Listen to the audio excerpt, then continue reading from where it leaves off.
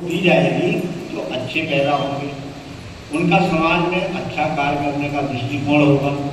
और यदि उनको जो विकृत शिक्षा दी जाएगी, मैकाले की शिक्षा दी जाएगी या विदेशी अनुकरण की शिक्षा दी जाएगी, तो हमारे यहाँ बच्चों का निर्माण भी वैसा ही होगा। और इसलिए भारत के अपने विद्या भारती हमारे लक्ष्य में कहा गया है कि इस प्रकार की युवा पीढ़ी का निर्माण करना। और आगे क्या कहा है? वाह, ये हिंदुत्व क्या है? और चीज लिया करना क्या है हिंदुत्व? वाह, बहुत बढ़िया बात। हाँ, होनी चाहिए। होती है कि नहीं होती? सवेरे से दुनिया भर का कर्मकांड कर रहे हो, ये क्या है? ये यज्ञ करना क्या है? हिंदुत्व के प्रतीक है ना। हिंदुत्व निष्ठ होना यानी बच्चे के अंदर हिंदुत्व निष्ठ की भावना जागृत करना। ये आपको कुछ करना नहीं है, स्वभाव होती है। आप अपने घर में पूजा करते हो तो आपका छोटा बच्चा क्या करता है? देख करके वो भी घंटी बजाता है, वो भी तिलक लगाता है, वो भी पैर पड़ता है। आप अपने सास ससुर के पैर पड़ते हो तो वो भी उनके पैर पड़ता है। इस प्रकार की शिक्षा है हिंदुत्व। और कहीं भी तो आप जाइए, जो पढ़े लिखे नहीं है भारत का, इसीलिए भारत महान माना जाता है। ऑटो वाले की जब बोहनी होती है, उसको आप 5 रुपए देते हो, ऑटो वाले को 10 रुपए देते हो, सबसे पहले क्या करता है? सीधे जेब में रखता है क्या? क्या करता है? पैर पड़ता है। उस हैंडल में भगवान है क्या? ये हमने मान्यता की है कि हर कण में भगवान है। और इसलिए जब वो सबसे पहले अपनी बोहनी करता है तो भगवान को अर्पित करता है और उनके पैर पड़ता है। ये हिंदुत्व है। दूसरी ओर देखिए, आप बड़ा व्यापारी है, जाता है, सबसे पहले क्या करता है? वो शटर खोलने के पहले पैर पड़ता है। क्या वहां भगवान बैठे? ये हिंदुत्व है। किसी को भी देख लीजिए, किसान अपनी खेती करने जाता है, वो धरती माता के पैर पड़ता है, फिर हल चलाता है, पूजा करता है। उसकी बोनी खत्म होती है तो भी पूजा करता है। ये हिंदुत्व है। इस प्रकार के गुणों को परिचय कराते हुए ऐसे अनेक चीजें मिलेंगी। आप सब सवेरे से संस्कार करते हो, इसको कर्मकांड नहीं है। इसको अगर हम माने कि ये सिर्फ एक बार यहाँ कर दिया फिर नहीं करना, नहीं, उसके पीछे कुछ ना कुछ छिपा हुआ है। ये हिंदुत्व है। हिंदुत्व की भावना उसके अंदर होना चाहिए। जितने भी आप लोग देखेंगे वो पढ़े लिखे नहीं है।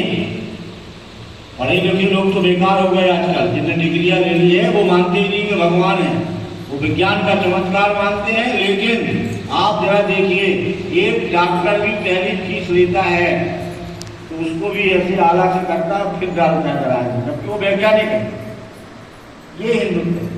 तो बालकों में उनके संस्कार कैसे होना चाहिए? अपनी हिंदुत्व संस्कृति को जानना, तिलक लगा के आना, माता पिता के पैर छूना, अपने से बड़ों का आदर करना, देवी देवताओं का स्मरण करना।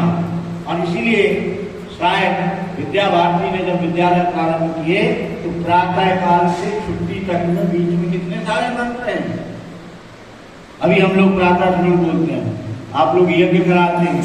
ये सिर्फ ये नहीं है कि ये प्रशिक्षण का भाग है, ये वास्तव में हमारे जीवन में उतरना चाहिए। और ये जब जीवन में उतरेगा तो हम अपने बच्चों को संस्कार देंगे। और ये सब संस्कार हिंदुत्व निष्ठ ही कहते हैं, माने जो अपनी संस्कृति का पोषक हो, ऐसे बालक का निर्माण करना है।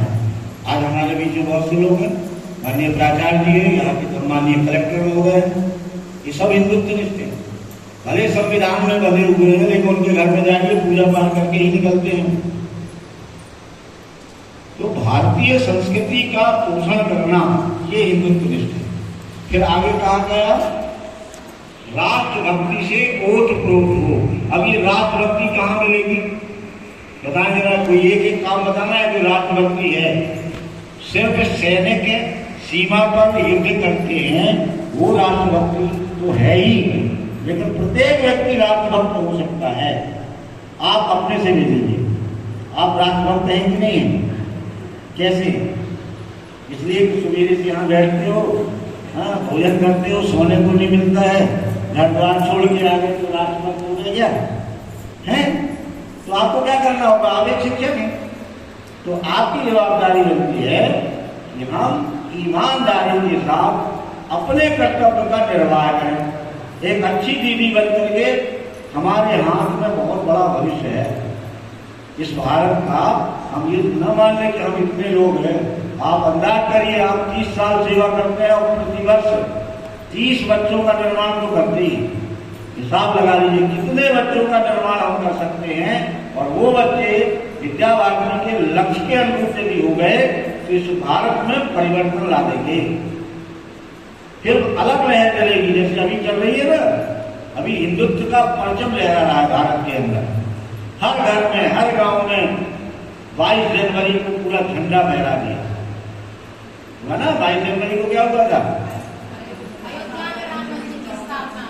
ना, भगवान राम अपने घर गए, ये हिंदुत्व था। पूरा देश एक हो गया। उस हिंदुत्व को जगाए रखने का काम विद्या भारती के कार्यकर्ताओं का है। तो जो भी दायित्व मिलता है व्यक्ति को, शिक्षक ईमानदारी से बच्चों को पढ़ा रहा है, वो राष्ट्रभक्त। डॉक्टर सेवा भाव से काम कर रहा है, उसकी आवश्यकता निश्चित जो राशि है उसको ले रहा है, लूट नहीं रहा है। यदि लूट रहा है तो देशद्रोही है, भ्रष्टाचार कर रहा है तो देशद्रोही है। सेवा भाव से सेवा कर रहा है, वो राष्ट्रभक्त है। एक किसान ईमानदारी से खाद बीज दे करके अपनी फसलें उगा रहा है, वो राष्ट्रभक्त है। तो ऐसे जो भी काम बच्चे को मिले, ये शिक्षा के माध्यम से उनको राष्ट्रभक्ति का ज्ञान देना पड़ेगा। आज आप देख रहे होंगे समाज में ऐसे ऐसे IAS IPS आए हैं जो अभी अभी नए बच्चे निकल के जा रहे हैं। कहीं ना कहीं वो जो आपका लक्ष्य है, गिरी कंकाल झुग्गी झोंपड़ी में निवास करने वाले दीन दुखी अभावग्रस्त का भाव उनके अंदर जगा है, जो विद्या भारती के विद्यालयों में पढ़ के आए हैं। उनको आप देखिए, मैंने एक वीडियो देखा, एक माता राम अपने बेटे की शिकायत लेके आती है SP के ऑफिस में। वो SP बिल्कुल यंग आता है, उनसे माता राम पहले बैठो, कुर्सी बनाता है, खुद पट्टी पर बैठता है, ये सीढ़ी बनी रहती ना, उस सीढ़ी पे बैठता। बोले तुमने बताओ माता राम क्या है? नाश्ता कराता, पानी पिलाता, फिर उनसे पूछता, फिर पुलिस भेज करके उसके बेटे को बुलाता है। यानी ये दीन दुखी की सेवा करने का भाव राष्ट्रभक्ति है। वो सेवक है, और सेवा का भाव, जैसे हम लोग यहाँ हैं, हम बच्चे के लिए सेवक हैं, वो हमारा भगवान है। इसलिए कहा था ना शिशु मंदिर, ये शिशुओं का मंदिर है, हम तो माली है, उसकी सेवा करने वाले लोग हैं। तो यदि ये हम कर सके तो निश्चित रूप से मानिए कि हम भी सबसे बड़े राष्ट्रभक्त हैं। तो हिंदुत्वनिष्ठ एवं राष्ट्रभक्ति से ओतप्रोत जहां भी वो जाएगा, ये बात जब हम पढ़ा के उसको भेजेंगे तब कहीं परिणाम आते हैं। दूसरी पद्धति में ये परिणाम नहीं आते, वहां पैसे का महत्व है। इसीलिए आज आप देखे होंगे कि बहुत सारे परिवारों में बच्चे विदेशों में जाके करोड़ों रुपया कमाते हैं, लेकिन जब उनके माँ बाप का देहांत होता है तो दोनों भाई एक दूसरे से बात करते हैं। बड़े वाले का फोन छोटे वाले के पास जाता है कि भाई मैं तो व्यस्त हूँ, तो एक काम कर, माता जी के देहांत हो गए तो तू चला जा, और जब पिताजी जाएंगे तो मैं चला जाऊंगा। ये हमारी संस्कृति नहीं है कि जो जीवन दिया, सब कुछ दिया, ये आज नई घटनाएं घट रही हैं। आप देखिए उठा करके बहुत बड़ा पैकेज मिल सकता है, कार खरीद सकते हैं बच्चे, लेकिन जीवन भर हम क्या करते हैं? उनके लिए करते हैं, और अंतिम समय में भी वो अगर हमारे साथ नहीं है तो ऐसी शिक्षा का क्या मतलब है? और इसलिए विद्या भारती ने ये तय किया कि हम ऐसी शिक्षा देंगे, उन बालकों का ऐसा निर्माण करेंगे जो कैसे होना चाहिए। एक तो धर्मपरायण हो, जब धर्मपरायण होगी तो माता पिता की सेवा स्वयं करेगी, तब उनको श्रवण कुमार की कहानी याद आएगी। और दूसरा जो होगा तो वो माता पिता की सेवा करेंगे, वो भी एक राष्ट्रभक्ति है। फिर आगे क्या कहा गया है, क्या होना चाहिए?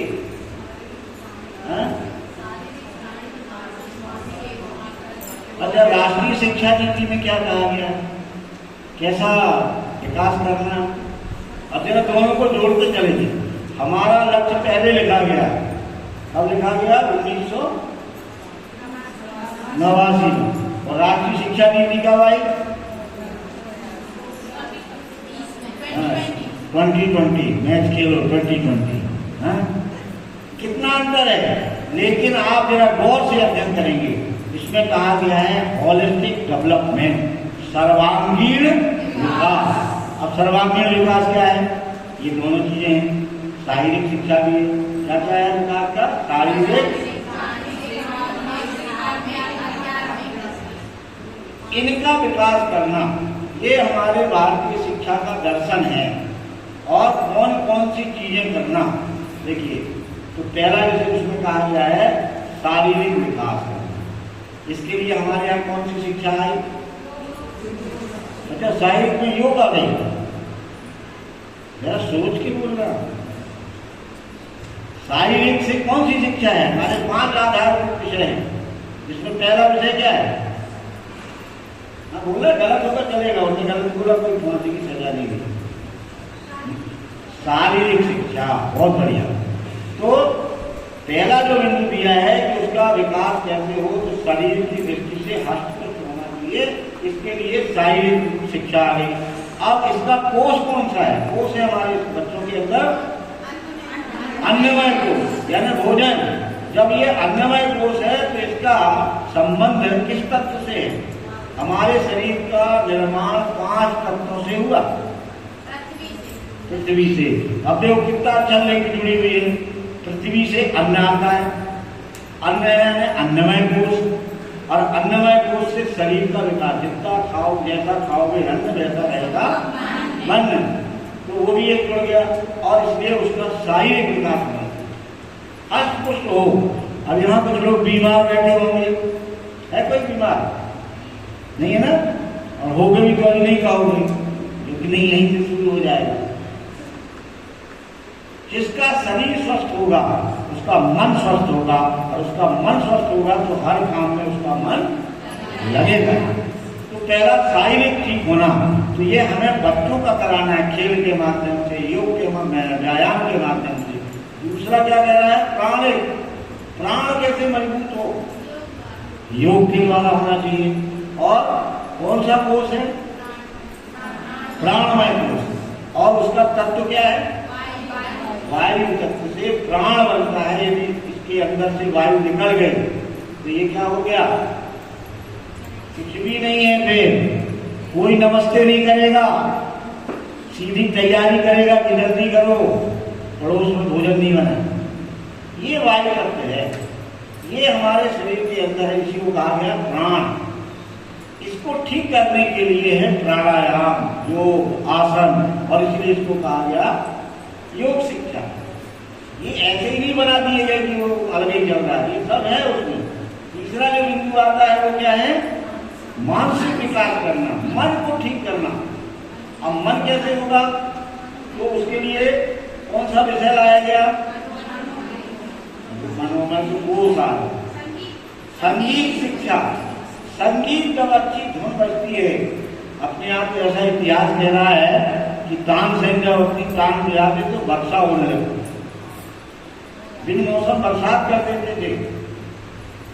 तो संगीत के द्वारा मन प्रसन्न होता है। जब हम थकाई हो जाती है, अधिकांश लोगों की आदत में, वो गाने लगा देते हैं और गाना सुनते सुनते बढ़िया नींद आ जाती है।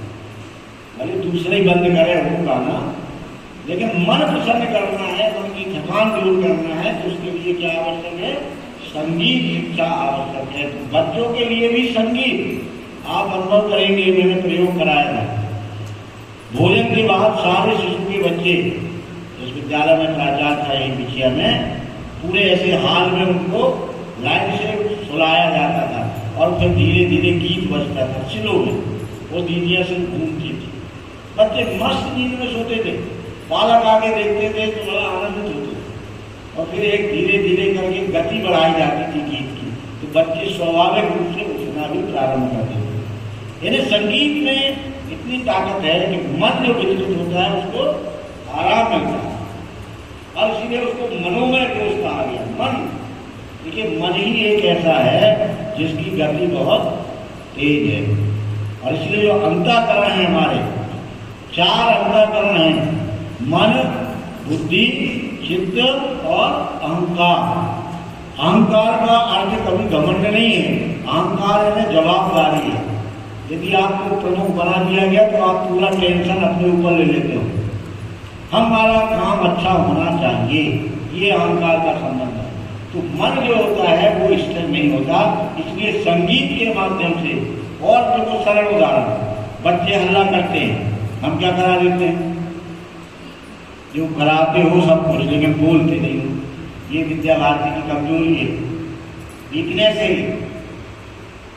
काय को गीत कराते हो? ताली नहीं बजवाते, भारत माता की इच्छा नहीं लगवाते। तो बड़ा हाल है, हल्ला हो रहा है, तो गीत कोई सुनता है क्या? फिर वहां एक काम बजाता है, बजा दो उसे, ताली बजाओ। अब बच्चों का मन कहाँ लग गया? आवाज बंद, फिर अपनी बात गीत सुनाओ चाहे गाना सुनाओ, जो सुनाना। लेकिन मन को नियंत्रित करने के लिए संगीत, मनोमय कोश का विकास करना ये होता है। फिर आगे क्या है? बौद्धिक विकास। देखिए ये नहीं कहा गया अब कहीं पे भी इतना जो पढ़ा है कि सीधे पढ़ाई कराओ। आपकी ईसीसी का भी अर्थ है बाल अवस्था, देखभाल और पहले से शिक्षा नहीं है। तो ये आप इसको तुलना करिएगा, ये पांचों जो मैं बता रहा हूँ इनकी तुलना करिए। देखभाल, शारीरिक ठीक है, मन ठीक है कि नहीं है। जब दूसरा क्या क्या गया? देखभाल एवं क्या करना है? बाल अवस्था, देखभाल एवं शिक्षा। पहले ये चारों पांचों बिंदु किसके हैं? देखभाल के। अब अगला आता है, उन्हें लक्ष्य में कहा बौद्धिक। यहां से बौद्धिक शुरू हो रहा है, इसका मतलब शिक्षा। अब इसका जो विषय है अपना वो कौन सा है? अच्छा, नैतिक शिक्षा। सोच के बोलो, याद कर लेना। बौद्धिक विकास का संबंध किस शिक्षा से है? हमारे यहाँ 5 आधारभूत है ना, जिसमें से आपने बता दिया, शारीरिक बता दिया, योग बता दिया, संगीत बता दिया। अब ये चौथा कौन सा है? अच्छा, पूरे विश्व की भाषाओं की जननी क्या है? ये विषय है कि नहीं? तो संस्कृत शिक्षा। बच्चों को छोटे से हमारे यहाँ भोजन मंत्र, प्रातः मंत्र के श्लोक क्यों लगाए जाते हैं? कभी सोचा आपने? ये लक्ष्य की पूर्ति के लिए और उनके विकास के लिए है। क्योंकि यदि आवाज साफ करना है तो संस्कृत से ही होगी। इसलिए हमें श्लोक बोलना आना चाहिए, संस्कृत पढ़ना आना चाहिए, संस्कृत बोलना आना चाहिए। क्योंकि जितनी अच्छी संस्कृत आप बोलेंगे उतनी सारी भाषाएं शुद्ध होगी। तो इसलिए उसकी जो शिक्षा है वो है संस्कृत। और इसका कोर्स कौन सा है? विज्ञान में। शरीर के अंदर बहुत सारा ज्ञान का भंडार है, उसको जो है हम सिर्फ निकालते, और इसलिए उसको कहा गया विज्ञान में कोश। और इसका जो तत्व है वो क्या है? अग्नि। इसीलिए सुबह से पहले अग्निहोत्र संस्कार हम यहाँ विद्या भारती में करते हैं। उसको शांत करने के लिए, उसमें प्रज्वलित करने के लिए वहां से संस्कार प्रारंभ होता है। अग्नि जिस प्रकार से तेज होती है, बुद्धि भी उसी प्रकार से तेज होती है, बस उसको क्रमशः विकास किया जाए। और अंतिम बिंदु क्या आता है? आध्यात्मिक। ये मैं नहीं कह रहा हूं कि लक्ष्य में कहा गया है। अब आध्यात्मिक का क्या है? अध्यात्म क्या है? भारत का ज्ञान, हमारे वेद, हमारे पुराण, हमारे श्लोक, उनका अर्थ, यानी भगवान से जोड़ना, तारतम्य जोड़ना। और इसीलिए उसको हमने कहा आध्यात्मिक। और इसके लिए विषय क्या चलाया? नैतिक एवं आध्यात्मिक शिक्षा। अब नैतिक शिक्षा कैसे बताई जा सकती है? उदाहरण के लिए यहाँ बहुत अच्छे रसगुल्ले रखे, खाने का मन है लेकिन निर्देश नहीं हुआ, तो हम क्या करेंगे? रसगुल्ला खाएंगे कि नहीं खाएंगे?